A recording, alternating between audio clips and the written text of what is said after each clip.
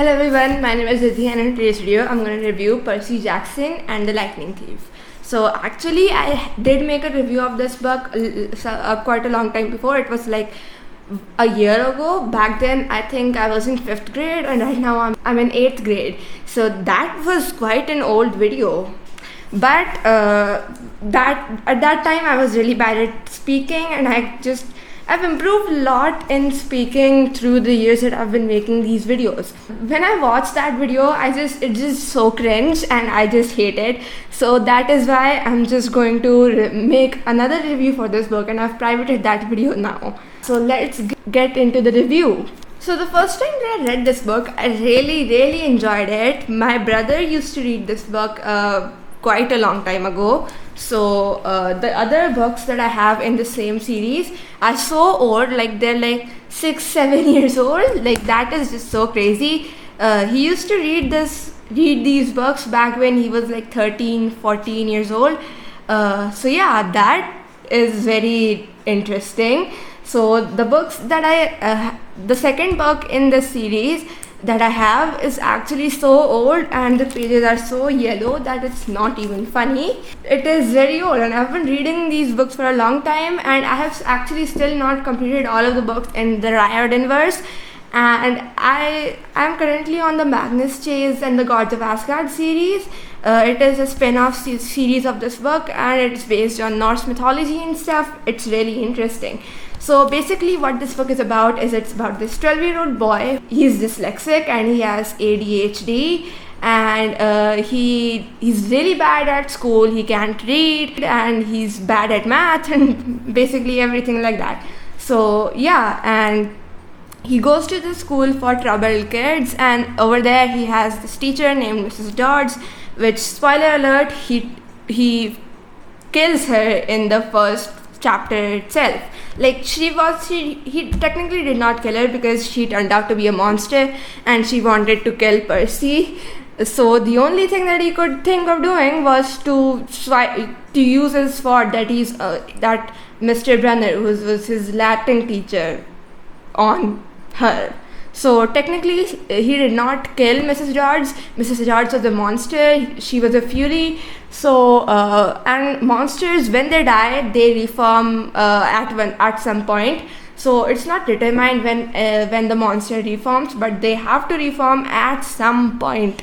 So yeah, he technically did not kill her, but the fury was sent by Hades so that the fury could kill Percy. And the reason why I can't get into that right now because I don't want to break the suspense for the people who haven't read the book yet. And if you're into reading books about mythology and fantasy and things like that, then I would highly recommend you read this book. And yeah, that's it for the spoiler-free portion of the review. And let's now jump into the spoilery portion of this video, where I'm going to be talking about all the things that I liked about this book and all the parts that I did not like very much. And if you haven't read the book, I would highly recommend that you do not watch this part, but you have read it, then you can watch it. And if you haven't read it yet, then go read the book and come back to this video.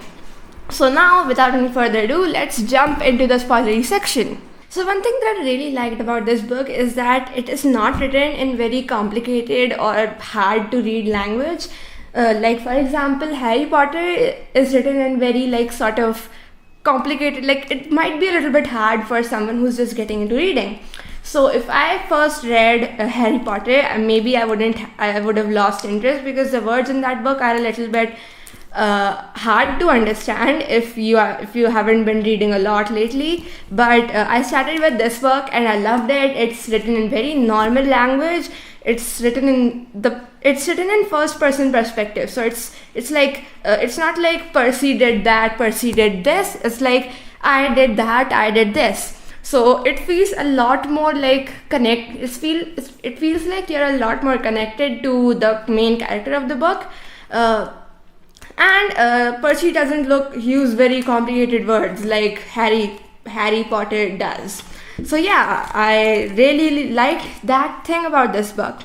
So another thing that I found kind of weird was that there are so many parts when Percy is just so brave and he just goes ahead and does it, and like there's one scene in this book when Percy is jumping off a side of a bridge and he's just saying, "Father, save me!" Like he's relying his life on the father that never even wanted him, and like he's never even seen Poseidon ever in his life. Like, how can he trust him so much? Like, that is kind of weird to me, but I still really enjoyed this book. And one thing that I really found weird was that in the start everyone is like, Percy must have stolen the lightning bolt, but like Percy is just this new recruit for the Camp Half-Blood, and they're like, yeah, he's a new recruit, he doesn't know anything about the camp, he doesn't know who we are, he doesn't know who his dad is,